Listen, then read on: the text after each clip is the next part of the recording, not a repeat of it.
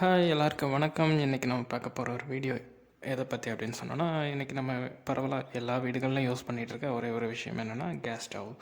இந்த gas stove இல்லைன்னா இன்றைக்கி வாழ்க்கையை மனுஷனுக்கு ஓட்டுறதில்ல. கேஸ் சிலிண்டர்ஸ் அதிகமாக யூஸ் பண்ணுறதுனால எல்லாருக்கும் ஒரு பயம் இருக்கும், என்னடா எக்ஸ்ப்ளோர்ட் ஆகிருமா அப்படின்னு சொல்லிட்டு. இந்த மாதிரிப்பட்ட பயத்தில் இந்த அவேர்னஸ் க்ரியேட் பண்ணுறதுக்காக தான் இந்த ஒரு வீடியோ. நம்ம இனிஷியலாக எல்லாருக்கும் தெரியும், நம்ம வீடுகளில் யூஸ் பண்ணுற கேஸ் சிலிண்டர்ஸ் வந்து ரெட் கலர்லேயும், கடைகளில் யூஸ் பண்ணுற கேஸ் சிலிண்டர் வந்து ப்ளூ கலர்லேயும் இருக்கும். அந்த முன்னாடி முதல்ல வந்து இந்த கேஸ் சிலிண்டரை வந்து எல்லா வீடுகளுக்கும் சப்ளை ஆரம்பிக்கும்போது இவங்க யூஸ் பண்ணுற ஒரு க்ரீன் கலரில் உள்ள ரப்பர் பைப்ஸு. இது ஃப்ளெக்சிபிளாக வாங்கும்போது இருந்தாலும் கொஞ்ச நாள் ஆகும்போது இது வந்து ஹீட்டு அப்புறம் வாட்டர் இதுக்கு மேலே படுறதுனால ரொம்ப தின் லேயராக மாறிடுது மேலே இருக்கிறது. ஸோ ஈஸியாக வந்து பிரேக் ஆகிடுது. இதனால் கேஸ் லீக்கேஜ் கூட வரும். அதுக்கப்புறமா எலிகள் வந்து அதிகமாக இந்த பைப்பை வந்து கடித்து டேமேஜ் பண்ணிடுது. இதனாலேயும் ஆக்சிடெண்ட் அதிகமாக வருது. ஏன்னா இந்த டேமேஜ் ஆனால் என்ன ஆகுது, அந்த மீத்தேன் வந்து கேஸ் வெளியே லீக் ஆகுது. இந்த லீக் ஆகும்போது இனிஷியலாக இறங்குற சிலிண்டர்ஸில் எதுவுமே ஸ்மெல் வந்து ஆட் பண்ணல. இன்றைக்கி கேஸ் சிலிண்டர்லேருந்து கேஸ் கசியுது அப்படின்னு சொன்னோன்னா அந்த ஸ்மெல் வந்து நமக்கு தெரியும். ஸ்டார்டிங் பீரியடில் வந்து அந்த ஸ்மெல் வந்து ஆட் பண்ணாததுனால வீடுகளில் சுவிட்ச் ஆன் பண்ணும்போது கண்டிப்பாக அதில் ஒரு சின்ன ஸ்பார்க் வரும். ஸோ அது மாதிரி நிறைய வீடுகளில் வந்து ஸ்பார்க்னால நிறைய ஆக்சிடெண்ட் ஆகிடுச்சு.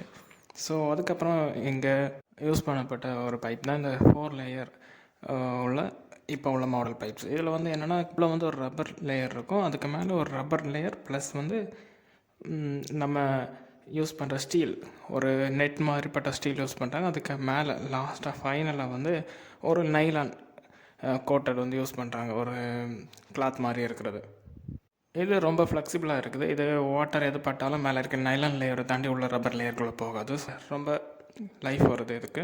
என்ன ஒரு டிஸ்அட்வான்டேஜ் அப்படின்னு சொன்னோன்னா, நம்ம ஒரு தடவை அந்த கேஸ் ஸ்டவ்வில் அந்த பைப்பை ஃபிக்ஸ் பண்ணிட்டோம் அப்படின்னு சொன்னோன்னா திரும்ப அதுலேருந்து வெளியே எடுக்கிறது நமக்கு ரொம்ப சிரமமாக இருக்கும்.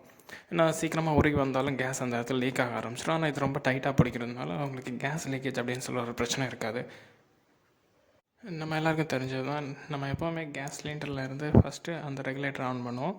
ஆன் பண்ணிவிட்டு அந்த பைப் வழியாக அது கேஸ் வெளியே வரும்போது அதுக்கு வெளியே இருக்க யூஸ் பண்ணி நம்ம நேராக ஃபயர் பண்ணுறோம் ஸ்டவ்வை. ஓகே, இதில் எப்போவாவது ஒரு அன்ஃபார்ச்சுனேட்லி ஒரு சுச்சுவேஷன் இல்லை ஒரு சின்ன மிஸ்டேக் நடக்கலாம். ஏதாவது ஒரு குழந்தைகள் இல்லாட்டினா ஒரு வேளை நீங்கள் பைப்பை ஒழுங்காக அதில் ஸ்டவ்வில் ஃபிக்ஸ் பண்ணலை அப்படின்னு சொன்னோன்னா நீங்கள் ரெகுலேட்டர் ஆன் பண்ண அடுத்த நிமிஷம் பைப் அதுலேருந்து வெளியே வந்துடும். வெளியே வந்துச்சுன்னா ஈஸியாக வந்து ஃபயர் ஆகிற சான்சஸ் இருக்குது. ஆனால் ஃபயர் ஆனால் கூட அந்த பைப் அதோடு இருந்துச்சுன்னா நீங்கள் உங்களோட கையை வச்சு அந்த ஃபயர் ஆஃப் பண்ணலாம். ஏன்னா உள்ளே இருக்கிற கேஸ், பைப் வழியாக வர கேஸ் வந்து ரொம்ப ப்ரெஷரில் வெளியே வரும். ஸோ அதனால் பைப்புக்கும் அந்த ஃப்ளேம், அந்த தீ பறகுறதுக்கும் இடையில ஒரு சின்ன கேப் இருக்கும். ஸோ அந்த பைப் வந்து சீக்கிரமாக எல்லாம் ஹீட் ஆகாது. ஒரு 2 நிமிஷம் ஆகும் அது ஹீட் ஆகிறதுக்கு. நீங்கள் அந்த பைப்பை கையில் எடுத்து அந்த ஃப்ளேமை கை வச்சு அடைச்சாலும் சரி, இல்லை பக்கத்தில் தரையில் வந்து கீழே பார்த்து அழுத்தி வச்சாலும் சரி, அது ஃப்ளேம் ஆஃப் ஆகிடும். இல்லை அதுக்கு பதிலாக என்ன பண்ணலான்னா, நீங்கள் அங்கே வரைக்கும் போய் ஆஃப் பண்ணுறதுக்கு ரெகுலேட்டரை டக்குன்னு ஆஃப் பண்ணலாம். ஏன்னா பக்கத்தில் இருக்கிறது பயம் தானே எல்லாருக்கும். ஸோ அதனால் ரெகுலேட்டர் தொட்டால் ஏதாவது ஆகிடுமோன்னு சொல்லிவிட்டு உடனே வீட்டை விட்டு வெளியே போக தான் பார்ப்போம். அப்படி நம்ம வெளியே போகிறதுனால தான் இங்கே சிவியர் ஆக்சிடெண்ட் எல்லாம் அதிகமாக ஆகுது. இதனால தான் எக்ஸ்ப்ளோர் ஆகிறதுக்கு சான்சஸ் அதிகமாக இருக்குது. இன்னொன்று, ரெகுலேட்டர் பக்கத்துலேயே கேஸ் லீக் ஆகிறது. இது எதனால் அப்படின்னு சொன்னோன்னா, நம்ம வந்து கேஸ் நாசில் ஒன்று உண்டுல்ல சிலிண்டரில், அந்த நாசிலில் வந்து ரப்பர் வாசர் ஒன்று உண்டு. அந்த ரப்பர் வாசர் ஒரு வேளை தேஞ்சு போனாலோ இல்லது ரப்பர் வாசர் சில டைம் இல்லாமலே வந்து கேஸ் சப்ளை ஆகும். ஸோ இது ஒரு கஸ்டமர்கிட்ட கேஸ் சிலிண்டர் கிடச்சிடுச்சு அப்படின்னு சொன்னோன்னா முதல்ல ரெகுலேட்டரை மட்டும் ஆன் பண்ணி பார்த்துட்டு, ரெண்டாவது கேஸ் லீக் ஆகுதா அப்படின்னு சொல்லி பார்த்த அப்புறமா நம்ம அடுப்பு பற்ற வைக்கிறது ரொம்ப நல்லது. ஒரு சின்ன கலர் ரப்பர், அதாவது பிளாக் கலரில் தான் இருக்கும். ஒரு சின்ன ஒரு 2 சென்டிமீட்டர் லென்த்தில் உள்ள ரப்பர் தான். ஸோ நம்ம யூஸ் பண்ணுற அந்த கேஸ் சிலிண்டரில் இருக்கிற அந்த காற்று எவ்வளோ ப்ரெஷராக வெளியே வந்தாலும் அந்த ரெகுலேட்டரை தாண்டி அந்த கேப் வழியாக வெளியே வரக்கூடாதுன்னு அரெஸ்ட் பண்ணுறதுக்காக தான் இது வச்சுருக்காங்க. இந்த ரெகுலேட்டருக்கும் சிலிண்டருக்கும் இடையில கேஸ் லீக் ஆகும்போது ஒரு ஈரமான துணியை எடுத்து அதை சுற்றி கேஸ் சிலிண்டரை சுற்றி அப்படி போட்டாலும், இல்லை ஈரமான கோணிப்பை எடுத்து அந்த கேஸ் சிலிண்டர் மேலே அதாவது கேப் இல்லாத அளவுக்கு சுற்றி போடணும். விரித்து சுற்றி போட்டிங்கன்னா இடையில வந்து கேப் கிடைக்காது காற்று உள்ளே போகிறதுக்கு. ஸோ இதனால் ஈஸியாக வந்து இதை வந்து ஆஃப் பண்ணிடலாம். நீங்கள் எப்போவுமே கிச்சனில் வந்து ஒரு சமையல் பண்ண போகிறீங்க, கேஸ் சிலிண்டர் ஆன் பண்ண போகிறோம் அப்படின்னா அதுக்கு முன்னாடி அந்த ரூமில் இருக்கிற ஸ்மெல்லை வந்து தெரிஞ்சுக்குங்க. அது வந்து கேஸ் லீக் ஆகிற ஸ்மெல்லா இல்லை நார்மலாக இருக்கிற ஸ்மெல்லு தானே.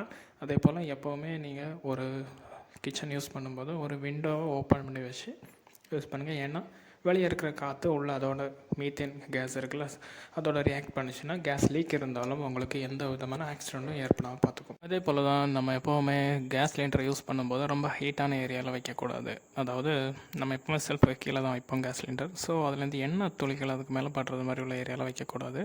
அதே போல் அதிகமாக கேஸ் இருக்கும்போது, அதாவது ஒரு புது ரீஃபில் நீங்கள் வாங்குறீங்க அப்படின்னு சொன்னோன்னா அதை ரொம்ப வெயிலாக இருக்கிற ஏரியாவிலும் வைக்கக்கூடாது. ரொம்ப வெயிலாக இருக்கும்போது என்ன ஆகும் அப்படின்னு சொன்னோன்னா, ரொம்ப கம்ப்ரஸ் ஆகி இருக்க ஏர் வந்து ரொம்ப லூஸாக ட்ரை பண்ணும். அப்படின்னா எக்ஸ்ப்ளோர் ஆக ஈஸியாக இருக்கும். ஸோ எப்போவுமே கேஸ் சிலிண்டர் ரொம்ப வெயிலாக இருக்கிற ஏரியாவில், ரொம்ப சூடாக இருக்கிற ரூம்லேயே வைக்கவே கூடாது. இதை மட்டும் நோட் பண்ணிக்கோங்க எப்போவுமே. ஓகே, இன்றைக்கி கிச்சனில் யூஸ் பண்ண சிலிண்டர் பற்றி சொன்னேன்னா, சமையல் பண்ணுறவங்களுக்காக ஒரு சின்ன டிப்ஸ்.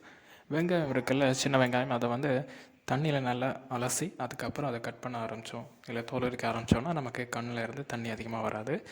அதே போல் ஜவ்வரிசி அப்படின்னு சொல்கிறது பாயாசம் செய்யும்போது அதிகமாக யூஸ் பண்ணுவோம்.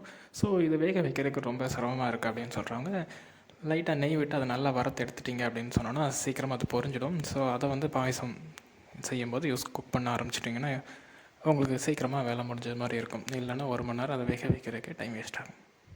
ஓகே.